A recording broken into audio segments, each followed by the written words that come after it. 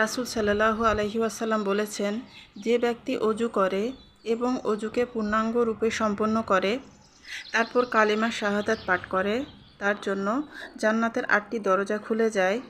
সে যে দরজা দিয়ে ইচ্ছার জান্নাতে প্রবেশ করতে পারবে। সহিহ মুসলিম, তিরমিজি, ইবনে মাজাহ। আসসালামু আলাইকুম আমার প্রিয় আপু ভাইয়ারা, আপনারা সবাই কেমন আছেন? আশা করছি মহান আল্লাহ তাআলার অশেষ রহমতে যে যেখানে আছেন, যে অবস্থায় আছেন, ভালো আছেন।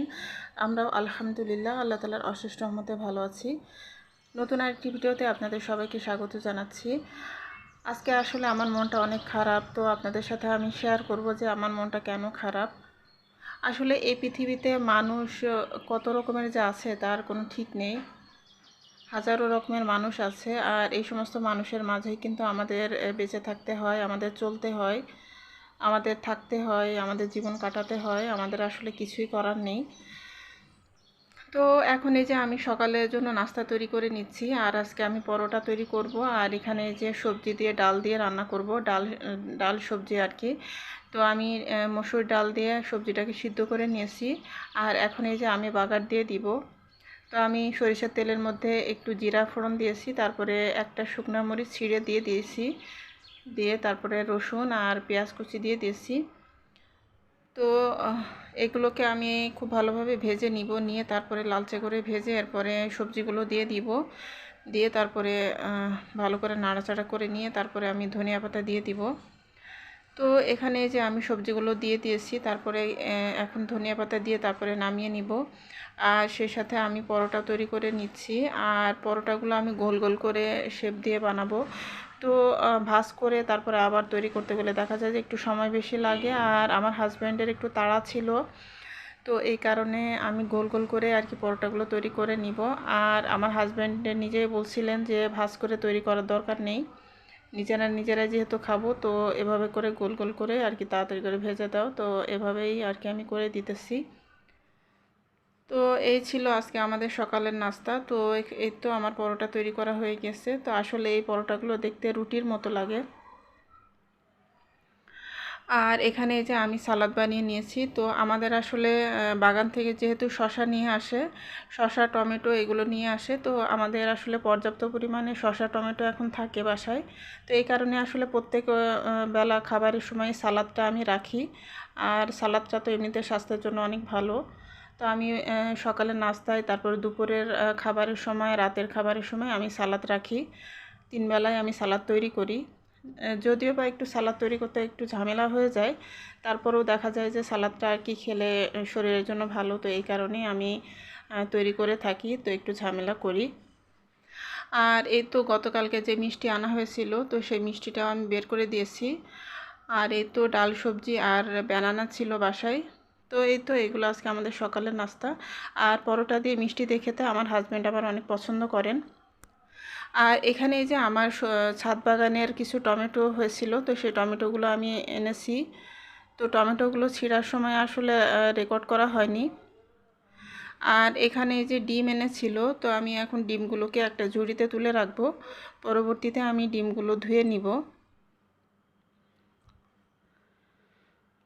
তো আসলে আমার ছাদ বাগানে যে গোলাপের গাছ আছে, তো সেই গোলাপের গাছে আপনারা তো দেখেছেন যে অনেকগুলো ফুল এসেছে। আর আমার এই গোলাপের গাছের ফুলগুলো এতটা সুন্দর যে মানে দেখলে মনে হয় যে শুধু দেখতেই থাকি, এত সুন্দর কালার হয়।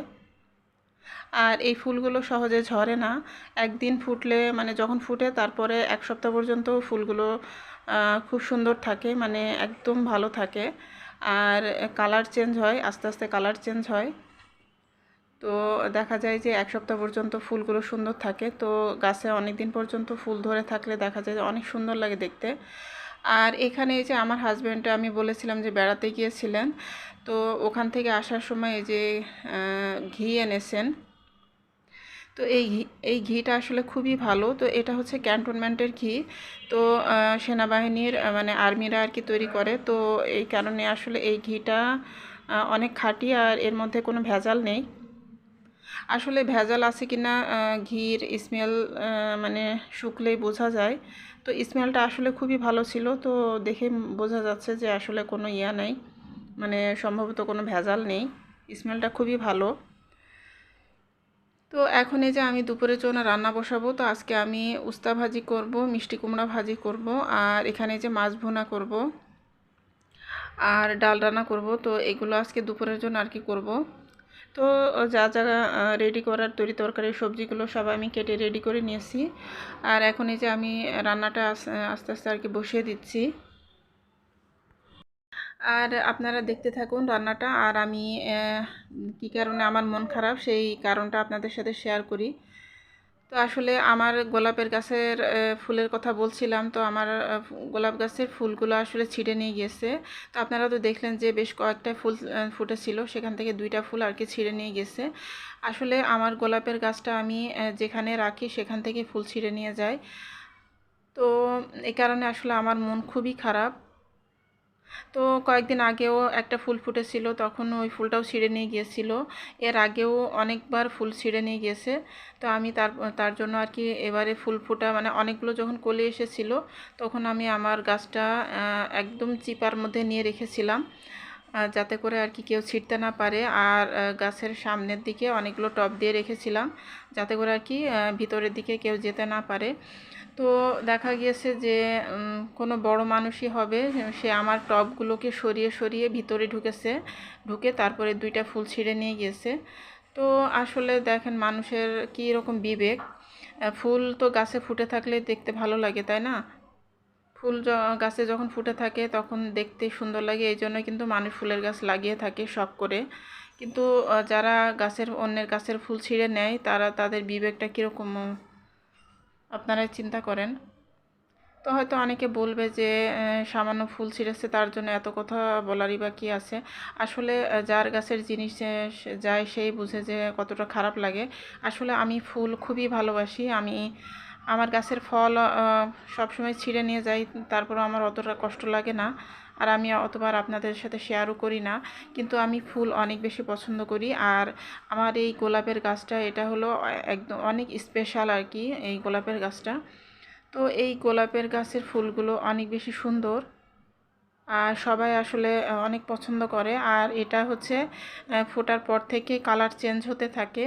তো যখন ফুটে তখন মানে হলুদ হয়, তারপর আস্তে আস্তে কমলা হয়, তারপরে আস্তে আস্তে পিঙ্ক কালারে হয়ে যায়। তো 3টা কালার হয়। আর 1 সপ্তাহ 10 দিন পর্যন্ত ফুলগুলো একদমই তাজা থাকে, ঝরে পড়ে যায় না।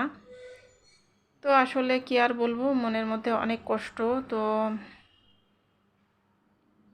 এই আর কি, এখন এই যে আমি রান্নাগুলো করে নিতেছি। তো এখানে যে আমি মাছ ভুনা করার জন্য মশলাটাকে কষিয়ে নিচ্ছি। আসলে মানুষের বিবেক যদি না থাকে তাহলে তো আর কোনো কিছুই করার থাকে না। তো দেখতে মানে সামনের পর মানে একদম হাতের কাছে যদি থাকে আর বাচ্চারা যদি ছিঁড়ে নিয়ে যায়, সেটা এক ধরনের কথা হয়। কিন্তু আমি ফুল যাতে না ছিঁড়তে পারে এই জন্য আমি একদম মানে একটা কর্নারে নিয়ে যে আমার একটা বড় বড়ই গাছ আছে, বড়ই গাছের নিচে একদম নিয়ে রেখেছিলাম। আর সামনে অনেকগুলো টব দিয়ে রেখেছিলাম। তো বোঝাই যাচ্ছে যে যাতে না ছিঁড়তে পারে এই জন্য আমি এত ঝামেলা করে আর কি গাছটা রেখেছি। তার ভিতরে ঢুকে যেয়ে তারপরে যদি ছিঁড়ে নিয়ে আসে তাহলে কীরকম লাগে, তখন কতটা কষ্ট লাগে। আর মানুষের বিবেকটা কোথায় তখন মানে প্রশ্ন ওঠে। তো যাই হোক, আসলে এই পৃথিবীতে বাস করতে হলে এ ধরনের মানুষের সাথেই বাস করতে হবে। যেখানে মানুষের জীবনেরই কোনো নিরাপত্তা নেই, সেখানে গাছের একটা ফুলের আর কি মানে কী বা আশা করব যে গাছে ফুল থাকবে, এটা আশা করাটাও তো আসলে একদমই আমার উচিত না। তো আসলে এভাবেই আমাদেরকে থাকতে হবে, এ ধরনের মানুষের সাথে আমাদের বাস করতে হবে। তো কিছুই আর করার নেই। সূরা ইয়াসিন। বিসমিল্লাহির রহমানির রহিম। রহমান রহিম আল্লাহ তাআলার নামে। ইয়াসিন। এ জ্ঞানগর্ভ কোরআনের শপথ। তুমি অবশ্যই রাসূলদের একজন। নিঃসন্দেহে তুমি সরল পথের উপর প্রতিষ্ঠিত রয়েছ। পরাক্রমশালী ও পরম দয়ালু আল্লাহ তাআলার কাছ থেকেই এ কোরআনের অবতরণ, যাতে করে এর মাধ্যমে তুমি এমন একটি জাতির লোকদের সতর্ক করে দিতে পারো যাদের বাপ দাদাদের ঠিক এভাবে সতর্ক করা হয়নি, ফলে তারা গাফেল হয়ে রয়েছে। তাদের অধিকাংশ লোকের উপরই আল্লাহ তাআলার শাস্তি বিধান অবধারিত হয়ে গেছে, তাই তারা কখনো ঈমান আনবে না। ওদের গলদেশ সমূহে মোটা মোটা বেড়ি পরিয়ে দিয়েছি, যা ওদের চিবুক পর্যন্ত ঢেকে দিয়েছে। ফলে তারা ঊর্ধ্বমুখী হয়ে আছে। আমি তাদের সামনে পেছনে জাহেলিয়াতের প্রাচীর দাঁড় করিয়ে দিয়েছি এবং তাদের দৃষ্টি ঢেকে দিয়েছি। ফলে তারা কিছুই দেখতে পায় না।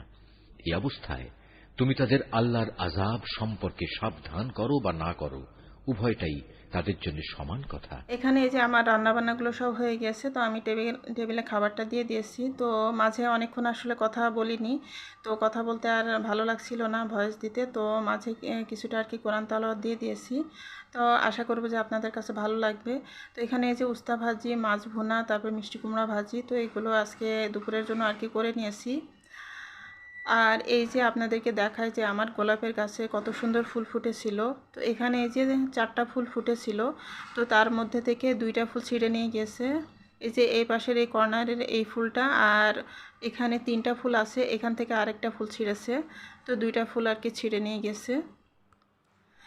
তো যাই হোক, এখন এই যে সন্ধ্যার পরে আমার বিকালবেলা আর কি সবজিগুলো এনেছিল। তো এখানে এই যে লেটুস পাতা, তারপরে অনেকগুলো শসা আর একটা মিষ্টি কুমড়া, তো এগুলো আমাদের সবজি বাগান থেকে নিয়ে এসেছে।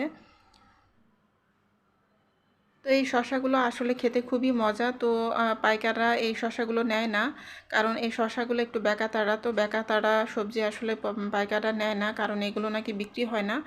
তো তার জন্য আসলে এই শসাগুলো আমাদের এখানে নিয়ে আসে বাসায়, তো আমরা বাসায় খেয়ে ফেলি। আর এখানে যে ব্যানানা নিয়ে এসেছে, তো আমার হাজব্যান্ড আবারও, তো এই ব্যানানাগুলো আমি এখন গুছিয়ে জায়গা মতো আর কি রেখে দিলাম। আর আমার প্রিয় আপু ভাইয়ারা একটা লাইক দিয়ে প্লিজ আমার ভিডিওটি কন্টিনিউ করবেন। জানি না আসলে আমার ভিডিওটা আপনারা ফুল ওয়াচ করেন কিনা কেউ। তো আমার ভিডিওতে একদমই ওয়াচ টাইম আসে না। আসলে আমি একটু বড় ভিডিও দেওয়ার চেষ্টা করি, তারপরেও একদমই ওয়াচ টাইম আসে না। তার কারণ হলো যে কেউই হয়তো বা ফুল ওয়াচ করে না। তো আপনারা প্লিজ একটু ফুল ওয়াচ করবেন। আমি কিন্তু সবার ভিডিও ফুল ওয়াচ করি। আর এখানে যে আমি সন্ধ্যার পরে ভেজিটেবল নুডলস রান্না করে নিয়েছি নাস্তার জন্য। তো এখানে যে ফ্রোজেন ভেজিটেবল যেগুলো আছে, তো এই ফ্রোজেন ভেজিটেবল দিয়ে নুডলস রান্না তো আমি অনেকবারই শেয়ার করেছি। তো আসলে ওইভাবে রান্না করে থাকি, আর খুবই সহজভাবে এই নুডলস রান্নাটা হয়ে যায়, আর খেতেও কিন্তু খুবই মজা হয়।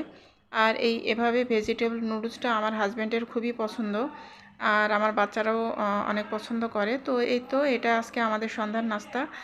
আর ফ্রুটসের মধ্যে কলা আছে, তো এই তো এইগুলো দিয়ে আমরা এখন সন্ধ্যার নাস্তাটা করে নিব। তো আমার কথার মাঝে যদি কোনো ভুল ত্রুটি হয়ে থাকে, তো তাহলে আপনারা প্লিজ দয়া করে ক্ষমা সুন্দর দৃষ্টিতে দেখবেন। আর আমার ভিডিওটি প্লিজ অ্যাটলিস্ট 7-8 মিনিট হলেও দেখে নেবেন প্লিজ।